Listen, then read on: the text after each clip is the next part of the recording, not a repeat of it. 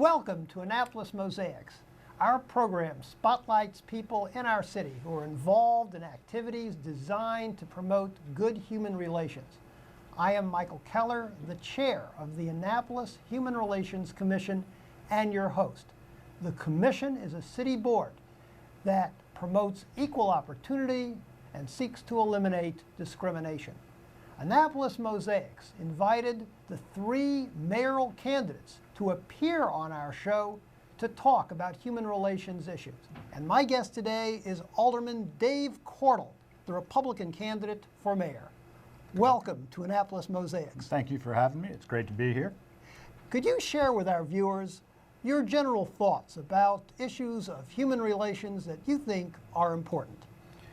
Well, basically we have to understand what we've gotten away from, and I'll bring up this right at the front end of it. The Capital, the newspaper, did a series, I guess about a year and a half ago, called A Tale of Two Cities. And quite frankly, it was a great article. However, I think it's actually a tale of 3 cities. We were talking about, the minority community, the regular, Annapolitans, trying to merge together. But we have a third leg to that now with the Hispanic community. So it's actually a tale of 3 cities. And I think it's very important for us to work towards the common goal of being one Annapolis. So that's why I've always supported the City Human Relations Commission. And I also, as an aside, I'm on the Anne Arundel County Human Relations Commission as an appointment of County Executive John Leopold. I've been on that for about 2 years now, and we have had the opportunity to work together a little bit. So I appreciate being able to work together. It's important to make sure that the opportunities and doors are open for all. Annapolis is a diverse community, as you suggested. About a third of the residents of the city are members of an ethnic minority. A quarter of the population is African American, and the proportion of Latinos and Asians is rising. There's also an active Islamic community. What implications do you envision these demographics having on your administration if elected mayor? Well, what I believe is we have to have representation from all the different communities and all the different factions.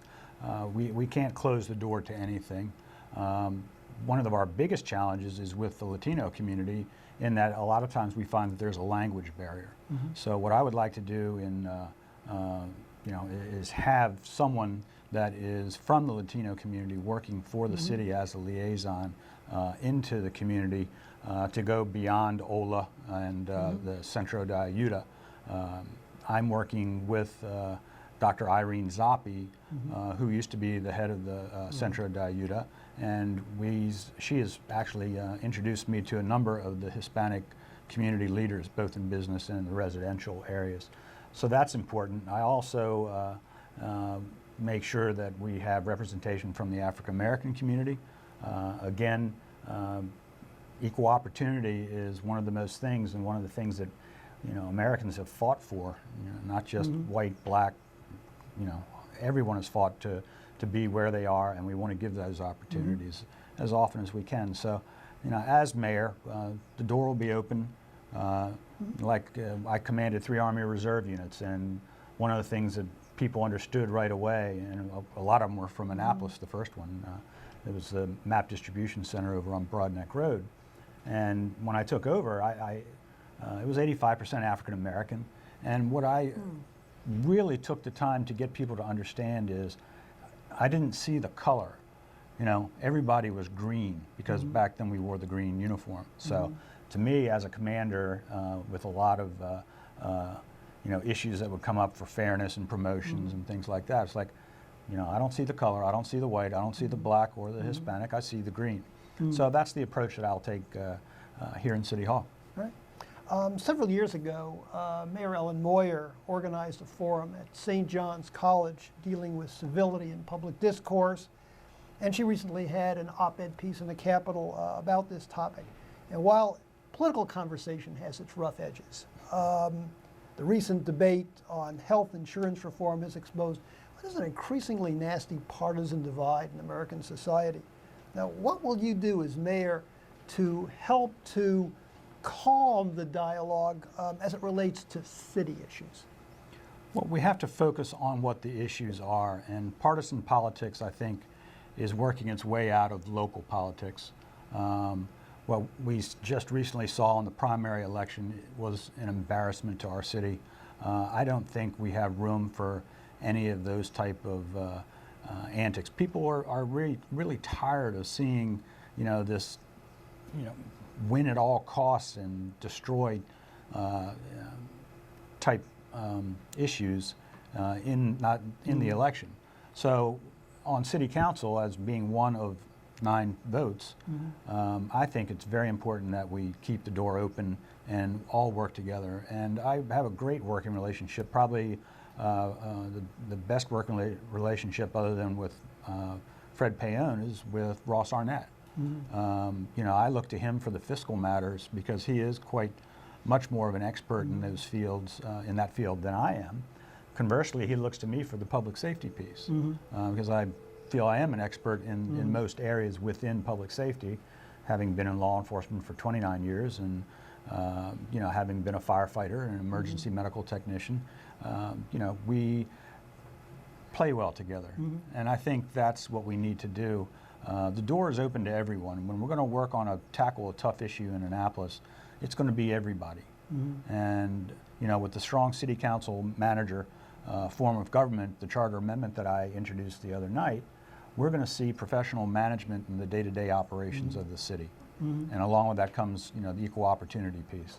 We're also going to see qualified, strong department heads that are qualified to do the job that is required of them. I will set policy and work with the council to bring the city, into the future with what my vision and goals will have gotten me elected for. Right. As mayor, the steps that you take to address discrimination and to promote equal opportunity in the city workforce will speak volumes about your commitment in this area. Could you share with our viewers what your plans are? Well, it's very simple. If you hire, or the city manager hires qualified people, it shouldn't matter race, religion, socioeconomic status. If they're qualified, then it's very simple to me. The best person for the job, and someone who knows that they have to be hands-on and work with a wide variety of people. And again, that's why we have the county and city human relations commissions to make sure that that goal is met. And as an addition to that, very specifically, do you support domestic partner benefits for gay and lesbian couples? Well, I would have to think about that. It's a difficult decision, and I really don't. We explored it once, and I think basically we have to adhere to what law is, and city doesn't make that law. So I would go with whatever the federal standard is. Okay. You mentioned in your introductory remarks, David, the Capitol story that appeared several, I think last year, which was the so-called two Annapolises, or however they phrased it. And what the article basically dealt with a lot was it referred to the differences between the 10 public housing facilities in the city where the residents are mostly low income and overwhelmingly African American, and the surrounding neighborhoods, which are mostly white and middle or upper class. What are your ideas about the best ways that we can build bridges between these two dramatically different constituencies and communities?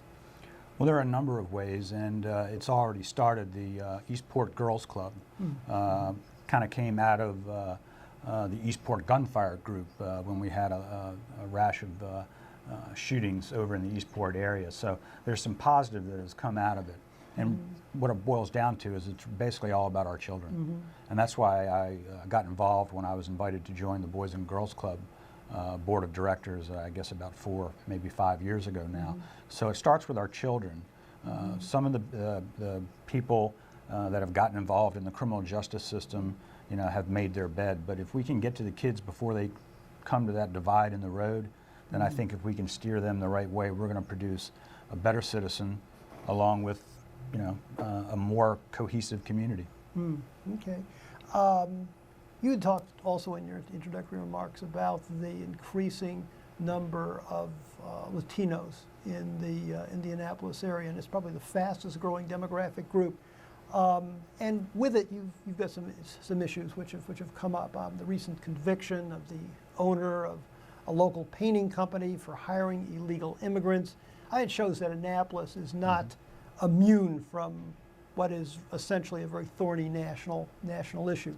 And there is a perception out there that, like in other places, Latinos are not being absorbed culturally into our community, and that some are subjected to economic exploitation. First of all, do you agree with that? And then secondly, how will you address the entire issue as mayor, and specifically the issue of helping Hispanics and Latinos merge with the greater community?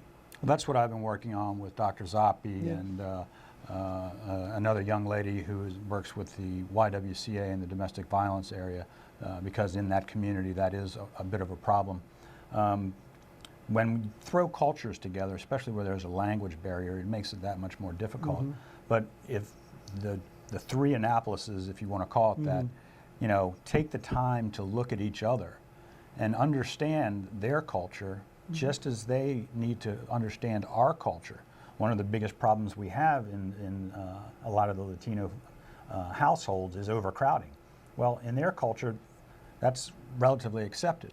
You know, however, when we come into our communities here, it becomes a little burdensome, and it creates issues that our culture is different than. So we need to understand each other, where we sit, where we come from, and where we want to go. Okay.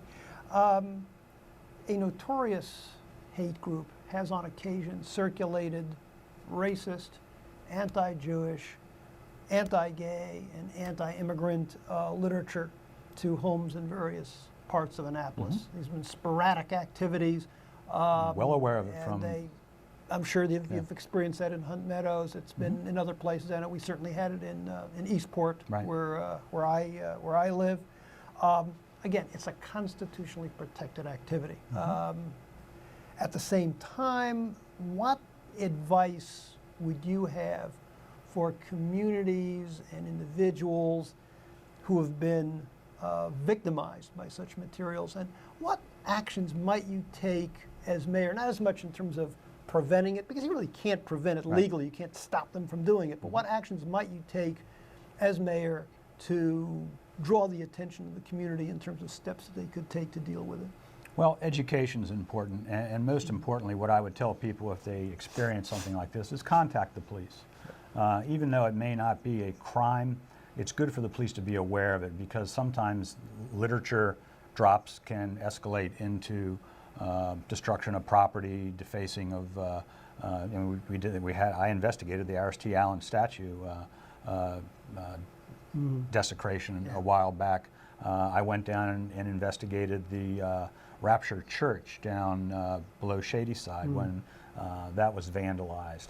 So reporting things to police so they're aware of the climate that this is producing, I think, is very important. And you know, when people come together in a community like we did after this, you know, the people that were doing these things knew that they weren't welcome, and they're not going to be welcome here. Do they have a constitutional right? Absolutely. You know, I was in the military. People have fought and died for that right. But it doesn't mean we have to tolerate the hate that goes with it. Yeah. It's a very good answer, Alderman, because too often people will respond by saying, oh, just ignore those cranks, they'll go away. And one thing that we do at the commission is we emphasize absolutely pay attention to it, respond to it, and do just exactly what you just suggested. There needs to be follow-up. If you ignore these groups, very often they draw the conclusion that there's silent support for them, and they, Right. and they come and back. that they've won.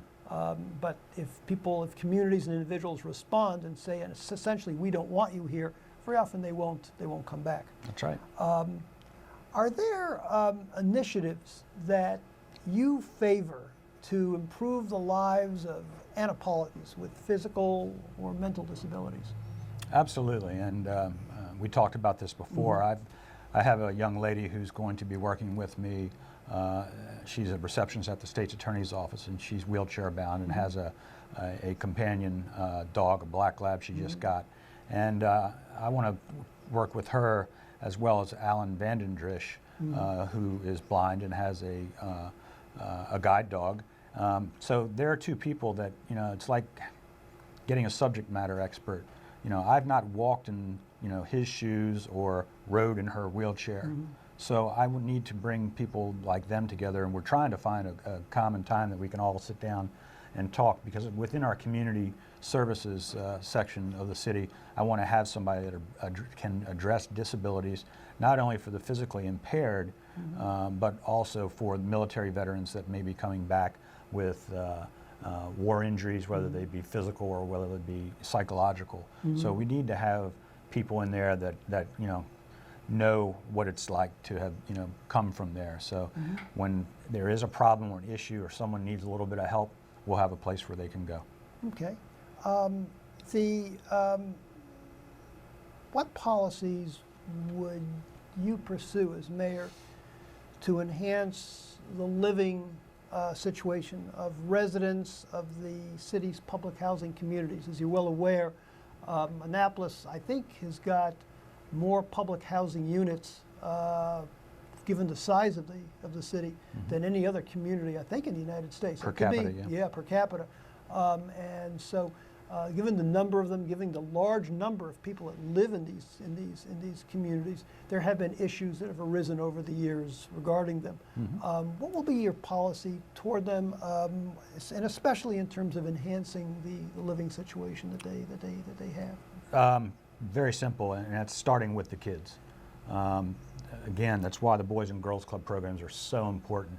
They're just give the opportunities to not just those children, but children from all across Anne Arundel County and Annapolis. So, you know, they get an education, they get homework help, they, you know, have programs that help them make choices as they grow. So we're growing our youth into young adults and people that are going to be, you know, very successful, you know, in their community. And what we really like to see is the ones that come back to the community to help out. And so going through that and giving people the opportunity to get training, to be able to get up and out and move on, perhaps you know, learn a trade. The city has at least I think 4 classes under its belt now with the Sherwin-Williams paint program, and a number of people have been very successful with that. It's a great program. I attended the last graduation, and I think we need to find more Sherwin-Williams companies out there to bring you know, trade training to our communities. On a related issue, the American Civil Liberties Union has challenged the practice of the Annapolis Housing Authority of banning people who are accused of or convicted of crimes or other types of wrongdoing from its property. And there's been controversy over this. What are your views on this issue? Well, being in law enforcement and working cases in those communities, particularly the homicides, you know, if you talk to the people that live there, the majority of them support it. Now, you know, do we have to stay within the legal framework? Of course, and I believe we're modifying, or the Housing Authority is modifying their program for that. So the key word to me is conviction. And if somebody wants to reapply at a later time to say, hey, look, I've done my time, I have, you know, paid my price, I like a clean slate, I'd like a second chance. And I think that would be good. But ultimately, the authority, you know, lies with the Housing Authority, and you know, they'll fall in the legal guidelines, I hope, as quickly as possible. Okay. You have undoubtedly talked to lots of Annapolitans during your campaign. Are there any issues related to human relations that are raised especially frequently. And I'm sort of interested in this too because you're feeding me information that the commission might want to be attentive to, so it'll serve both. Okay. But what are some of these issues that you're hearing about, broadly speaking, and if you have any thoughts about what you would do about them, you can share them with our viewers as well. Well, I think the economy has really affected a lot of our communities, not just in the public housing, but in our business communities, downtown, Eastport, and West Annapolis. And the things that I'm hearing are that we need to have, more jobs. We need, so again, providing opportunities instead of, jail. Let's go to drug court to rehabilitate and give people a second chance. It's important that everyone's given that opportunity to make a mistake and then try again. So when people, I talk to on the street, they talk about, well, what can the city do? Well, perhaps the city can, help with this job training and things like that to get people off of unemployment and, just hanging on the street corner, which will in turn help reduce crime. Okay. Looking broadly at your term as mayor, as you're looking forward to that if you're elected by the public, what would be, say, your top 3 priorities as it may relate to human relations issues that you would see as being especially important for your term in office, as a sort of a summary wrap up. Give our viewers a sense of what your priorities would be in this area, and it can be things that you've already touched on. Sure. But just to give people a sort of wrap up. Well, equal opportunity, of course, is the most important for all of our workforce. No one should be held back, for discriminatory reasons, so that will not be tolerated. If you look at my record in the military for 23 years, you'll find that that was one thing that was quashed immediately if it ever rose its ugly head. We're all human beings. We all share this city. We love the city. So, again, I just think we have to understand each other, be open, and, not close the door or turn your head. We all have to live here, and I think if we do, we can make it a much, much more tolerable, better place. That's a great conclusion. We've been talking today with Alderman David Cordle, the Republican candidate for mayor of Annapolis. Thank you for viewing our program today, and please join us again on Annapolis Mosaics. If you would like to have more information about the Annapolis Human Relations Commission, simply jot down the information that's on your screen. You can contact us at 410-263-7998 or by email at hrcommission@annapolis.gov. Or you can check out our page on the City of Annapolis website. Go to www.annapolis.gov and click on City Government, then Boards and Commissions, and scroll down the page to the Human Relations Commission. And always remember the words of Dr. Martin Luther King, who said, "We have flown the air like birds and swum the seas like fishes, but have yet to learn the simple act of walking the earth as brothers and sisters."